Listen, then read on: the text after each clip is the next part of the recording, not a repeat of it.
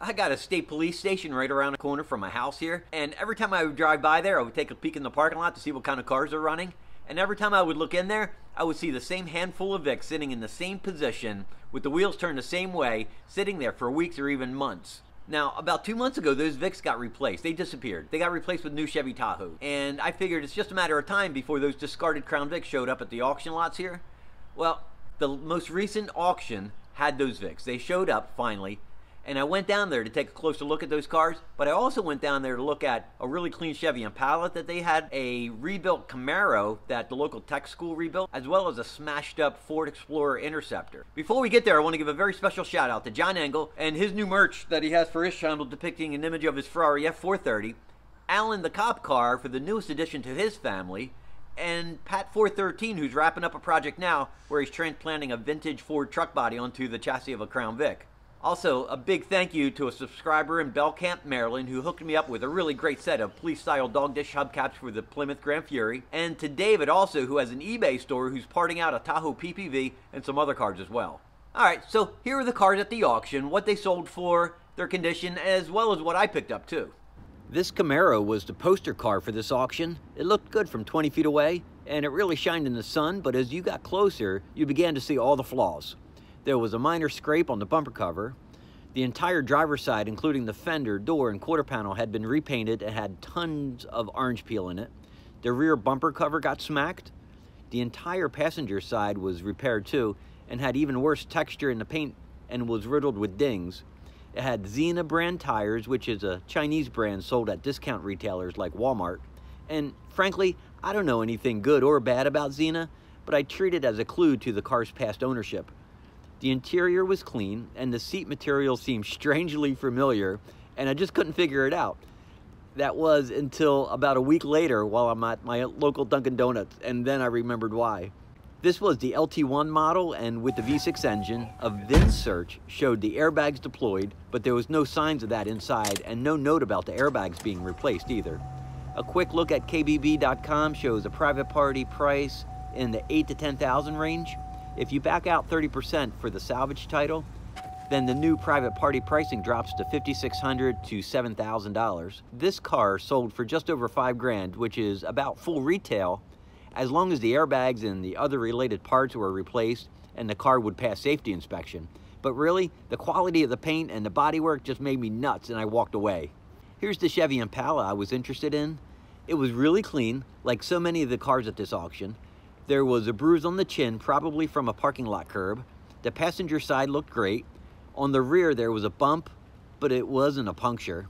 The driver's side was great until I got to the door. Inside was clean. The car started easily, no check engine lights. Also, just like the other police cars, there's no center console. There's a full vinyl floor, but a fabric back seat. Under the hood was a 3.6-liter direct injection V6 engine that makes 300 horsepower. And with a 6-speed transmission, it moves this car from 0 to 60 in about 6 seconds. Also gives about 30 miles to the gallon too. A quick look at KBB shows a private party sale range of $4,600 to $6,000. Facebook Marketplace had a bunch of these 2012 Impalas for sale, all in this price range too. So I was miffed how this Impala bid up to $6,600. This Ford Explorer Interceptor was something I really wanted to get a good look at, and I wanted to work up a repair estimate for it too. From the pictures and even in person, it didn't look like much damage. The hood, bumper cover, and related parts were trash. The fender and door looked like it was repairable. Inside, the airbags were deployed, and the communications equipment looked like it was just ripped out. This SUV is from the State Transit Authority, and the stickers on the door were just spray painted over instead of being removed. The rest of the truck looked good and fine though. Bidding ended on this at $79.20. And with repairs, this just got way too rich for me. Next up was this Acura. It was a 2004, a 3.5 RL. I've always admired these cars, and these were on my bucket list of cars to get at some point in my life. Being a Honda and with 191,000 miles, it really doesn't scare me that much. The passenger side front door looked like it was jimmied at some point.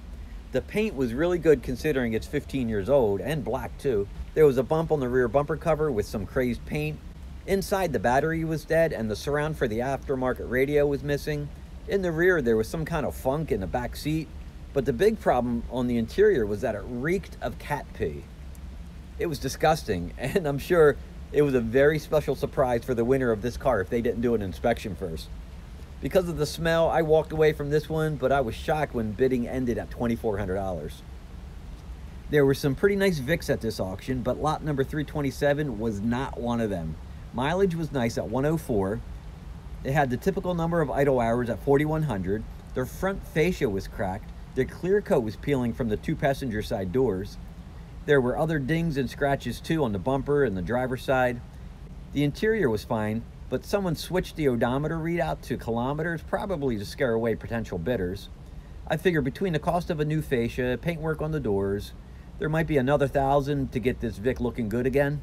But if a taxi company was buying it and was going to repaint it anyway, then this car was probably a good buy for them. To me though, $2,100 plus the repair cost for a 2008, I just wasn't interested.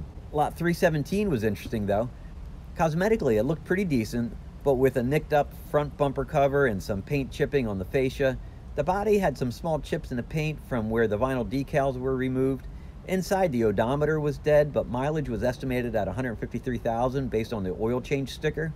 It had a cloth back seat, divider imprints in the ceiling, and marks from the dash cam mount where it was right above the windshield. It's weird that the center console mount was still in place along with the laptop mount. In the trunk, the wires were just cut off, and some controller was still mounted on the bracing too. This car was decommissioned in a really amateurish way, which is very unlike all the other Vics at this auction. Plus, while I was inspecting the Acura right next to it, this Vic was left idling, and I kept hearing an intermittent gurgling coming from the exhaust.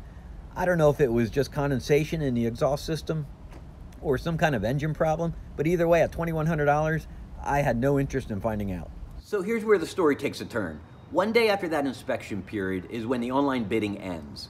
And any winners have one day from then to make a payment on their purchases. And then you get a week and a half or so to get the vehicle off the auction lot. So I did my bidding, I won a vehicle, I made payment for it, but about that time is when my wife's mom, she lost her battle to cancer. And quite frankly, going down to get that car or making these videos even, it just wasn't important with all the other details that needed to be taken care of, from the viewing, to the burial, to the mass, to the luncheon, and all the other things that have to go along with that. But I did make the call down to the state surplus office, explain the situation. They said quite simply, take as much time as you need. However, because that lot of cars was in an open lot, that they can't guarantee anything. I'm ready now to go down and get the car. It's been sitting down there for 3 weeks. You never know what to expect sometimes when it's down there. And you know what, once you're down there, you're on your own. Let me show you some of the things I packed in the trunk of the Vic. Just in case. I got a gas can for some fresh gas. I got jumper cables, a tow strap, and a bucket of tools, wrenches, screwdrivers, and such. All right, so let's head on down there and bring that thing home now. This is the one I picked up. It's lot 328, a 2011, 81,000 miles, idle hours 4,100, which is so typical of these cars. It was the nicest, cleanest, lowest mile Crown Vic on the auction lot. And you can see it's the last one here. There's no other cars left. I'm the last one to get my car. I got a plug right here, and this looks like silicone. I got a plug in the roof. And it has a provision for a spotlight. Looks like somebody liberated a hubcap while it was sitting here. The body's super clean. I've got a little scrape right there, and I've got some sticker shadows right up here. You can see the weeds. They've just cut the grass right around it. Inside, there's my power wire, I guess, for the spotlight. Vinyl back seat. I got some marks on the roof from the partition. A couple holes on the dash, well, 3 holes, but otherwise pretty clean. Down here I've got, where's my axle code? There we go, Z5. Every single one of these cars has an open rear diff. It makes no sense. I don't know why. These things are impossible to drive in the snow with an open diff. I had already stopped and picked up a license plate. $20. That's one of the benefits of buying at this auction, is that they sell these paper license plates. It gives you 2 months worth of driving time for $20.